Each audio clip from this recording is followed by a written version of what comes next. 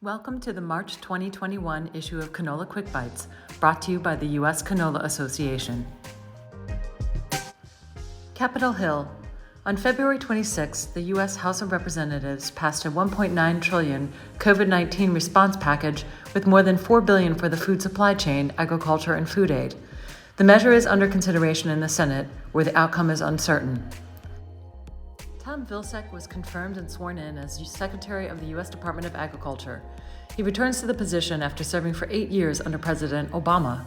Other key USDA nominees and appointees include Jewel Bronaugh, Deputy Secretary. She has served since 2018 as Commissioner of the Virginia Department of Agriculture and Consumer Services. Catherine Ferguson, Chief of Staff, Office of the Secretary. She served in the Obama administration as Chief of Staff for the White House Domestic Policy Council and USDA Rural Development. Robert Bonney, Deputy Chief of Staff. He was an executive in residence at the Nicholas Institute for Environmental Policy Solutions at Duke University. Kumar Kondran, Senior Advisor on Nutrition. He was Policy Director of Food Corps and led its Washington, D.C. office. Gloria Montaño Green, Deputy Undersecretary for Farm Production and Conservation. She was the Arizona Farm Service Agency Executive Director from 2014 to 2017 and previously served as Chief of Staff to Representative Raul Grijalva, Democrat in Arizona. Zach Duchesneau, FSA Administrator. He was Executive Director of the Intertribal Agriculture Council, the largest Native American organization of its kind in the United States. He and his brothers operate a family ranch on the Cheyenne River Sioux Reservation in South Dakota. The U.S. Canola Association responded to the Environmental Protection Agency's call for comments on renewable fuel standard waiver requests for 2019 and 2020. The agency denied unwarranted waiver requests in 2008, 2012, 2014, 2017, and 2018. Similar requests for 2019 and 2020 do not meet the required criteria and should again be denied by the agency, notes the USDA in a February 18th letter to EPA Principal Deputy Assistant Administrator Ann Austin. The USDA announced the Quality Loss Adjustment Program, which provides long-delayed WIP Plus quality loss provisions due to natural disasters in 2018 and 2019. The application period ends March 5th, and producers have until March 19th to submit required documentation. Eligible are producers in counties that received a presidential or secretarial disaster designation from a qualifying disaster event and at least 5% quality loss. There is a 70% payment factor for all applicants, which is compounded by 50% for those without specified documentation.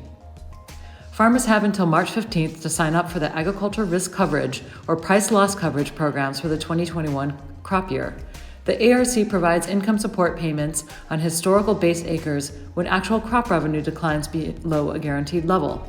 The PLC provides payments on historical base acres when the effective price for a covered commodity falls below its reference price. Covered commodities include canola, corn, soybeans, wheat, barley, and a range of minority crops. The USDA joined other agricultural groups in several letters to Congress and President Biden expressing its support of priority issues, including opposition to cuts in crop insurance, support for increased investment in agricultural research and development, funding for international food aid, and improvement of transportation and rural infrastructure. Agronomy. How do you get higher canola yields with less acreage?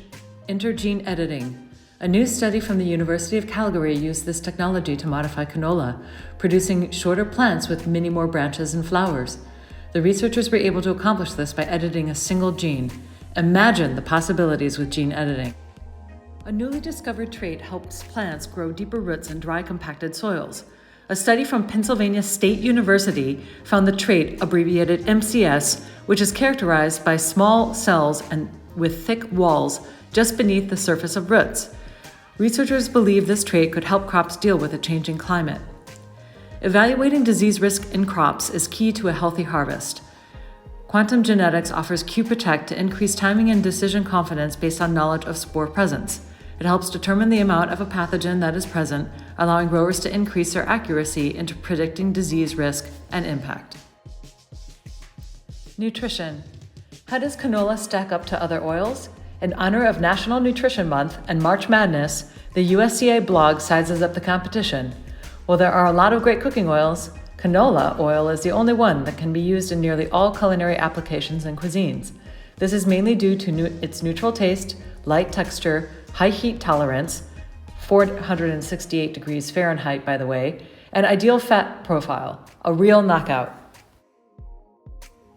Other country news. Canola farmers in Alberta are rejoicing as global demand for canola reaches a 13-year high. Farmers are reporting increases in bushels from $10 to $16. This is largely due to China stockpiling canola during the COVID-19 pandemic. Experts say that China has gone through spurts of buying large in the past, but it's unclear when the boom will stop. Latest industry news.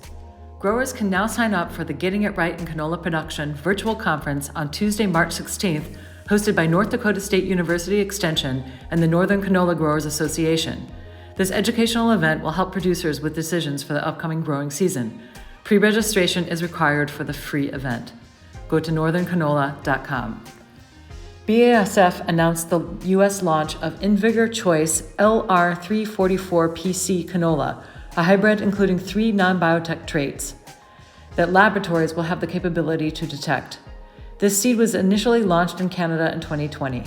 BASF received import approvals in China, Japan, Korea, Mexico, and the EU in order to commercialize it.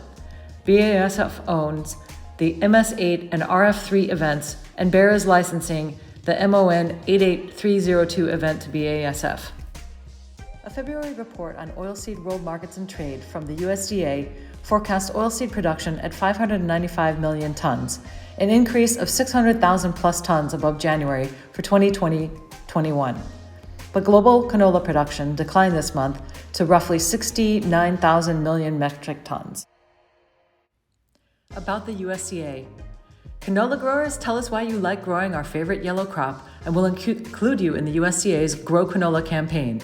Meanwhile, please share what fellow growers are saying with the hashtags GrowCanola, USDA, and US Canola. The USDA will host its annual Spring Board and Membership meeting online March 9th through 11th, including virtual visits with key congressional offices.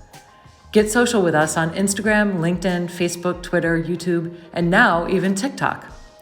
Want to promote your products or services to canola producers and industry members? Advertise in this monthly e-newsletter, podcast, or on uscanola.com.